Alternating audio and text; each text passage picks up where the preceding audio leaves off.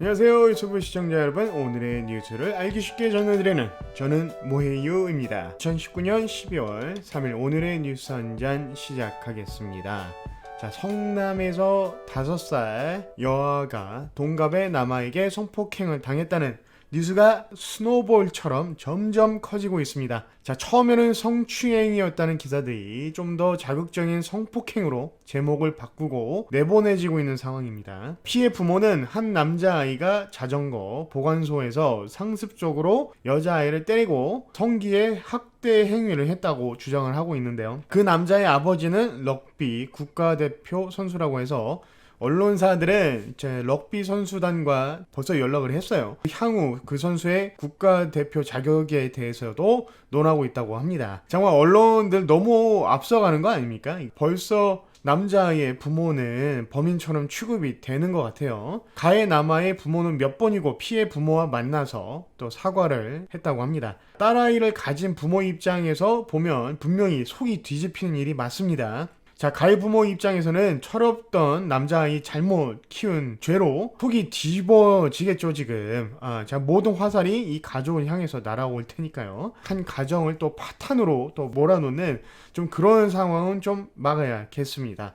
자, 요즘 아이들은 또 일찍부터 스마트폰이나 태블릿을 통해서 미디어에 노출이 되는 경향이 좀 있어요. 근데 한국 아이들은 또 다른 나라 아이들에 비해서 더 일찍 좀 노출이 되는 것도 있고요. 자, 그래서 아이들도 이제는 좀 더 일찍 성교육이 필요하지 않을까 좀 생각을 해봅니다. 근데 이제 더 큰 문제는 이를 정치적으로 이용하려는 상황이 또 이어지니까 좀 문제인데요. 언론들이 마구 사실들을 좀 부풀리는 일이 없었으면 합니다.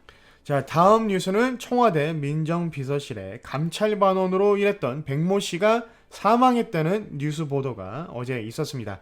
저는 그 사실을 알고 있었는데도 불구하고 어제 방송을 안 했는데, 그 이유가 이제 특별하게 밝혀진 것도 없고 좀 상황 좀 지켜보려고 어제 말씀을 드리지 않았거든요. 자, 오늘도 뭐 특별하게 뭐 밝혀진 건 없지만 지금까지 상황을 잠깐 정리해보고 넘어가도록 하겠습니다. 백원우 청와대 전 민정비서관이 특별 감찰반을 따로 운영했다고 해요.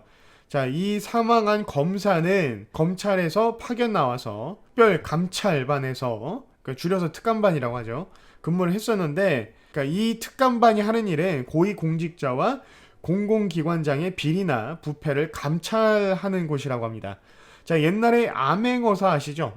그런 것과 비슷한 성격의 부서라고 합니다. 그런 곳에서 일했던 검사분이 이제는 특감반에서 나와서 다시 검찰로 또 돌아갔어요.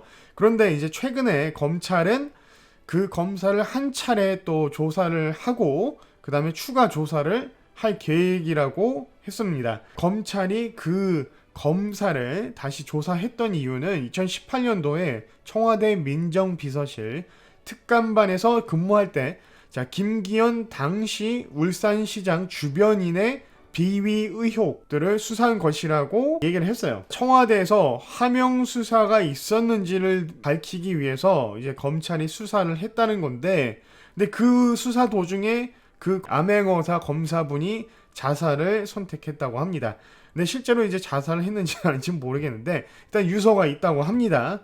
자, 그래서 제가 제목을 좀 이제 자살 당한 거 아니냐 또 얘기도 나오더라고요. 그래서 한번 이제 제목을 한번 낚시성으로 이제 좀 올리긴 했지만 이제 실제로 그런 건 아니고요. 자, 유서가 남았는데 근데 이 유서의 내용은 뭐 특별하게 밝혀진 건 없고 하나 딱 밝혀진 게 있어요. 그게 뭐냐면 자기 자신의 전화기를 초기화시키지 말아달라는 또 유서가 있었다고 합니다. 그래서 경찰이 이 전화기를 증거물로 가지고 있었어요. 그래서 서초 경찰서에서 보관하고 있었는데 검찰이 그 소식을 듣고서는 경찰서를 압수수색해서 전화기를 가져갔다고 합니다. 경찰은 즉각 반발을 했는데 그것 때문에 또 싸우기 시작했다고 합니다. 자, 여기까지가 검사 사망 사건의 최근 뉴스입니다. 정말 예전에 유명했던 그런 자살당한 그런 사건은 설마 아니겠죠? 자, 다음 뉴스 넘어가겠습니다. 중국과 미국의 대립각이 날카로워지고 있습니다. 자, 미국에서는 얼마 전에 중국의 인권 침해에 관해서 제재를 하는 의미로 홍콩 인권법을 제정해가지고 중국이 즉각 반발했던 기사를 보내드린 적이 있어요. 근데 중국은 앞으로 미국 군함과 함재기 그리고 홍콩 입항을 허용하지 않겠다고 밝혔습니다. 한마디로 이제 미국한테 네가 인권법을 제정했으니까 너는 이제 더 이상 군대 끌고서는 중국 쪽으로 들어오지 말아라. 그래서 홍콩에 입항하는 것을 아예 이제 불허했다고 하는데, 그것뿐만 아니라 자 미국의 비정부 기구에도 제재를 가하겠다고 얘기를 했어요. 결과적으로 이제 두 나라 뭐 하나 이제 걸고 넘어져서 무역 협상의 우선권을 잡으려고 하는 그런 시도로 또 보는 기사들도 있거든요. 어쨌든 그 미국은 이번 연도 안에 무역 협상을 중국과 이제 타결할 생각은 없어 보이는 것 같습니다. 여기까지 오늘의 뉴스를 한번 알아봤습니다. 도움이 되셨다면 좋아요와 구독 잊지 말아 주시고요. 오늘도 힘찬 하루 되시고, 저는 모헤이유였습니다. 그럼